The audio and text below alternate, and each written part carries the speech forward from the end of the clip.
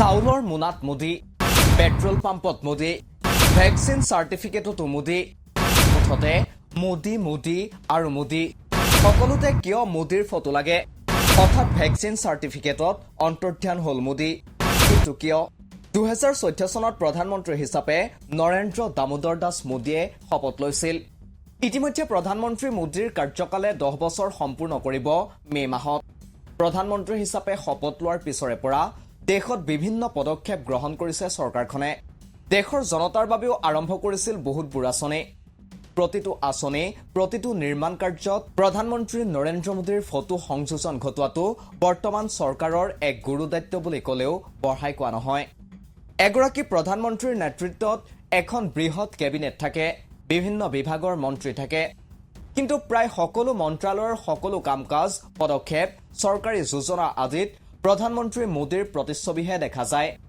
সেয়া লাগিলে ৰাম মন্দিৰৰ প্ৰাণ প্ৰতিষ্ঠাই হওক, বন্দে ভাৰত এক্সপ্ৰেছৰ শুভাৰম্ভণিয়েই হওক, দৰিদ্ৰ লোকৰ বিনামূলীয়া ৰেচনেই হওক, পেট্ৰলৰ দাম কমাতেই হওক, সকলোতে কেৱল মোদীৰ প্ৰতিচ্ছবি অথবা কাটআউটহে দেখা যায়। অৱশ্যে ইয়াৰ কাৰণো নথকা নহয়। প্ৰধানমন্ত্ৰী মোদীৰ শাসন আৰম্ভ হোৱাৰ আঁৰতে আছিল দেশৰ মোদী লহৰ।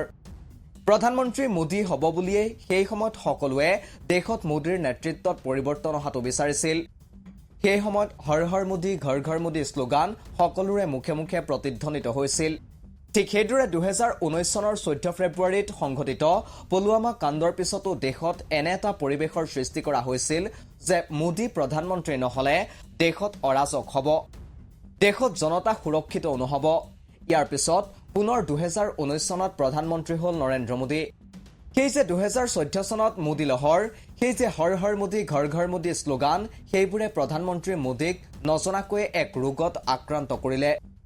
ৰোগ মানে ইয়াক আচলতে ৰোগ বুলি ক'লে ভুল হ'ব। ই এক আসক্তি। মানসিকভাৱে এগৰাকী ব্যক্তিক আন 10জনতকৈ পৃথক বুলি ভাবিবলৈ বাধ্য কৰাই এই ৰোগে। এনে ব্যক্তিত্বসম্পন্ন ব্যক্তিক নাৰ্চিষ্টিক পাৰ্চনেলিটিৰ বুলি ধৰা হয়। এনে ব্যক্তিত্বৰ মানুহে সদায় কোনো কাৰণ নোহোৱাকৈ গুৰুত্ব বিচাৰে। তেওঁলোক সদায় আকৰ্ষণৰ কেন্দ্ৰ হৈ থাকিব বিচাৰে। জনতাই তেওঁক প্ৰশংসা কৰাটো বিচাৰে। আনৰ অনুভৱক গুৰুত্বহীন বুলি বিবেচনা কৰে। আন কোনোবা ব্যক্তি সমকক্ষ হোৱাৰ আশংকাত ভোগে। সাধাৰণতে খুব কম সংখ্যক ৰাজনীতিকৰ ক্ষেত্ৰতহে এনে হয়। কিন্তু ভাৰতৰ প্ৰধানমন্ত্ৰী নৰেন্দ্ৰ মোদীৰ ব্যক্তিত্বও এই নাৰ্চিষ্টিক পাৰ্চনেলিটি ডিজৰ্ডাৰৰ ভিতৰত পৰে। সেয়ে তেওঁ আনকি কভিডৰ বাবে মহামাৰী নিৰাময়ৰ বাবে ব্যৱহাৰ কৰা ভেকচিনৰ চাৰ্টিফিকেটতো নিজৰ ফটো সংযোজন কৰাৰ অনুমতি দিছিল। অন্ন সুৰক্ষাৰ যোজনাৰ চাউল নিয়া বেগটোতো তেওঁৰ ফটো সংযোজন কৰাৰ অনুমতি দিছিল। কিন্তু এনে ব্যক্তিত্বৰ মানুহে সমালোচনাক ভয় কৰে।